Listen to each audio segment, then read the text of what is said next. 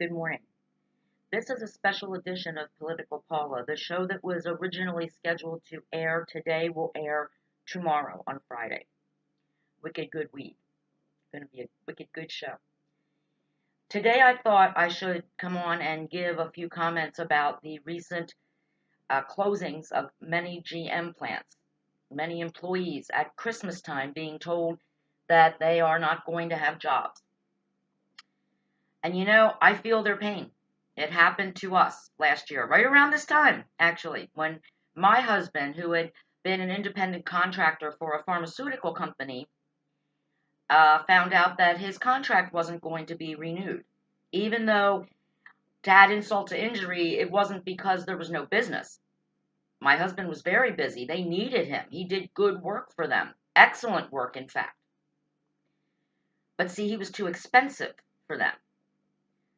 I came to find out later that they had just been hit with a $484 million repatriation tax bill because they're a foreign company doing business in the United States.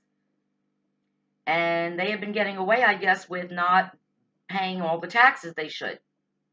So all of a sudden, they decide to outsource my husband's job to someone in India. Kind of funny, isn't it? Since they forced my husband to drive 2 hours to be on site 2 days a week. The guy in India is not going to fly over for 2 days a week. But anyway, at the end of the day, my husband had to scramble and try to find a job because what happens is independent contractors, they don't get paid if they don't work. They don't get a severance package when their contract is canceled. They don't have health insurance through the company. They don't have anything like that. We pay our own health insurance.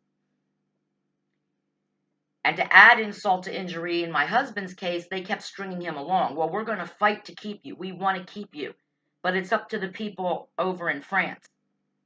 But we're fighting. We're talking to them. We want to keep you. So just hang tight. Well, hang tight. What? Because you got to remember, this particular company closed for 2 weeks at Christmas time. So their regular full-time employees, they got paid for 2 weeks. My husband never got paid those 2 weeks at Christmas, but we budgeted for that. So the last paycheck my husband got was the week before Christmas in 2017. And now it's the first week in January. He's not going back to work. They're telling him to sit tight. And I'm saying, no, you can't sit tight. We need income. We need a paycheck. So even though they're telling him, don't worry, we're fighting for you. Well, yeah, they're getting paid to fight for him. My husband's sitting home not getting a paycheck. So luckily, and this is some advice for everybody, if you work, whether you're an independent contractor or you work for a corporation, don't assume your job is safe. We were lucky because we had a little bit of savings. We didn't have to worry about paying the mortgage or paying our bills or getting food on the table. We had to cut back, of course. But at the end of the day, my husband did find a new job really quickly. But till everything was said and done, we actually went 8 weeks without a paycheck. Who of you can afford to do that? Funny story as an end to my personal story. Over the summer, the company that kicked my husband to the curb because the Indian dude was cheaper, apparently he didn't do the same quality of work that my husband did because my husband actually was offered his position back. And he said, no thanks. I have a good job now with good benefits. I get paid for Christmas vacation. I get paid 2 weeks vacation. I get sick days. I can actually take a vacation. 4 years, my husband never had a vacation with this pharmaceutical company. He was always on conference calls. He had to always be available because they didn't pay him to take off. Now he gets actual vacation time where he can relax and not worry about work. So let's talk about GM and the fact that this makes me happy. The president has said that there will be repercussions. unless GM finds a place for every one of these 15,000, God bless them, laid off employees now. Some people were asking on Facebook and other social media, well, aren't they going to get a severance package? Well, that all depends really on their seniority, first of all. But even a severance package is not going to support you and your family and your mortgage and your bills for the rest of your life. Some of these people have worked for GM all of their lives, all of their adult lives, decades. They've dedicated their lives to this company. They took the overtime. They put the company first. They were proud of their jobs. And now the company just kicks them to the curb because the company always wins. Remember that. Whatever's best for the company, they don't care. You're not family. They say, oh, we're a big family here at GM. Bullshit. You're not their family. Do you think the CEO of GM or your supervisor who's going to get to keep their job is worrying about how they're going to pay for Christmas this year? How they're going to pay their mortgage? How they're going to put food on the table and clothes on their children's backs or send their kids to college? They're not worried about that right now. And they're not really worried about you either, no matter what they say in front of the news cameras. They don't care. It's about bottom line, period. People aren't buying the cars you make, even though you make them well. And I don't understand that either, to be honest with you. Because for me personally, I don't drive because I can't drive the car that we have. It's an SUV. I don't like SUVs, not to mention the fact that it talks. I don't like cars that talk. We used to have a Grand Am, and oh my God, best car ever. I loved the Grand Am. I could drive that thing everywhere, and I did. I don't drive this car, this SUV, this Ford Edge. I don't drive it. It scares me. But we needed a SUV because of the bay. We load a lot of stuff. We need the big trunk in the back, the hatchback thing. And my husband tows things. So he needed a thing that could tow. But for me, personally, if I were looking for a car, I would want a sedan. The kind of car that GM no longer makes, and Ford only makes the Mustang. I don't want a Mustang. Sorry, Ford, but I don't know why nobody in this country, I can't imagine that single people or elderly people or people who just, don't need an SUV, why they're not buying sedans. But that's the excuse that GM is using. One thing that surprised me was when GM announced this, their stock went up.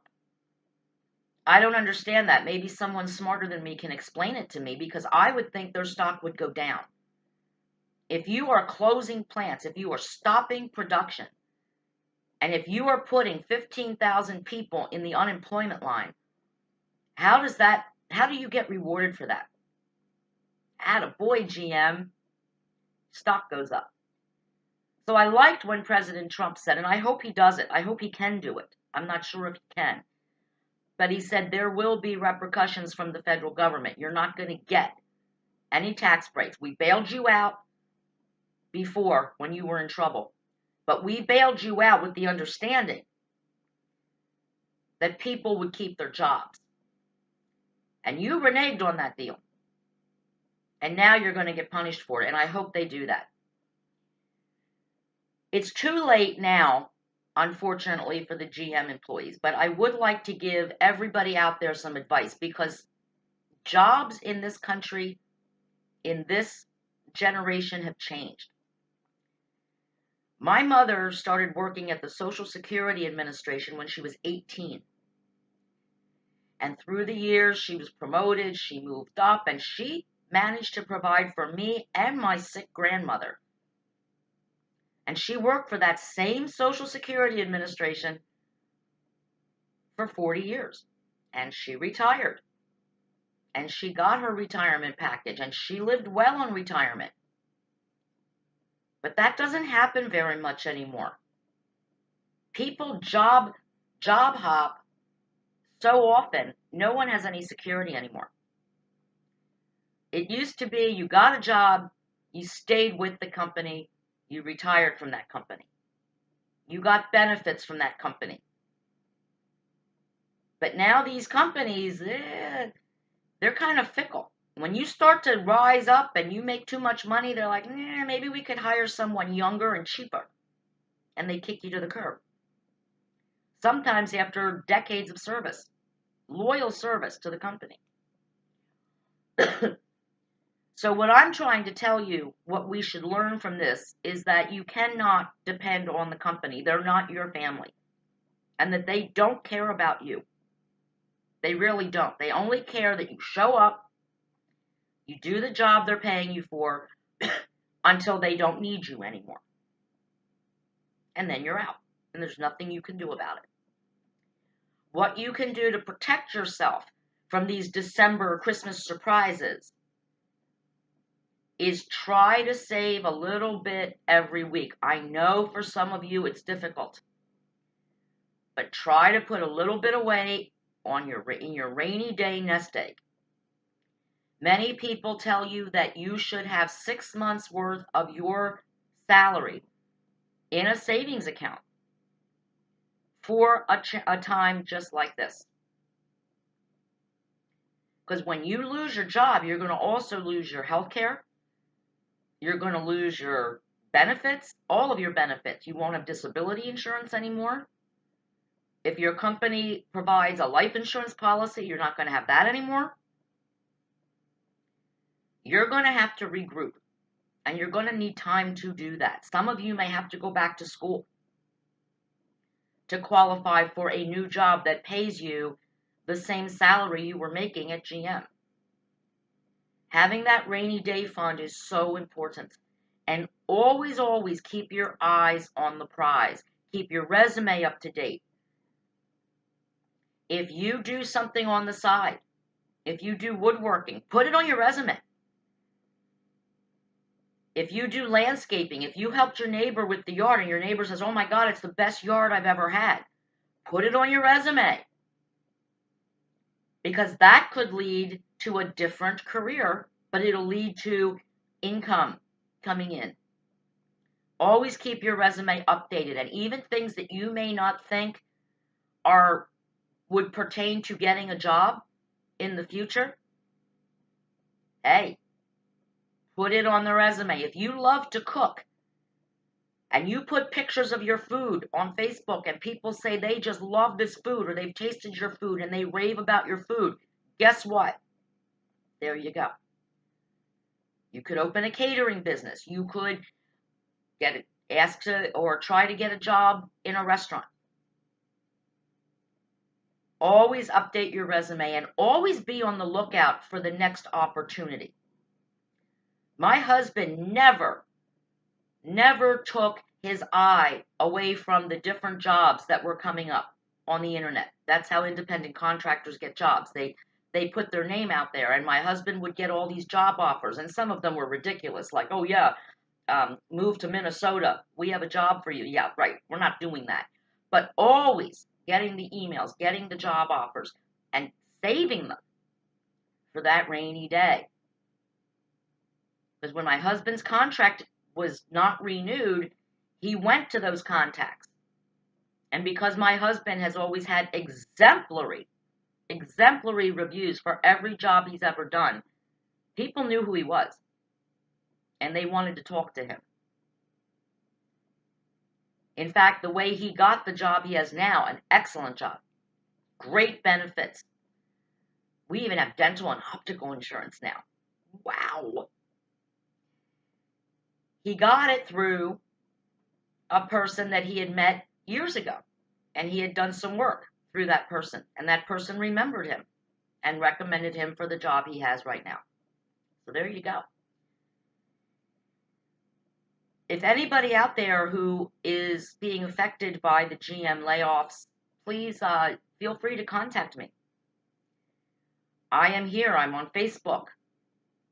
You just go to Paula Kling Luciano or Political Paula, my page. You can PM me, message me. I will be happy to tell your stories. I'm sure they're heartbreaking. Shame on GM. Shame on them for running to the nanny government when they were in trouble, and the nanny government bailed them out. And now they do this to all of you at the holidays. But once again, we have to remember the times are changing. Most people do not get their first job and stay there until retirement because the corporations always win. Corporate wins. The workers lose. Corporate only cares about corporate. They only care about their top people. No one in the top offices at GM is fretting or losing one night's sleep because they won and you lost. Political Paula, out.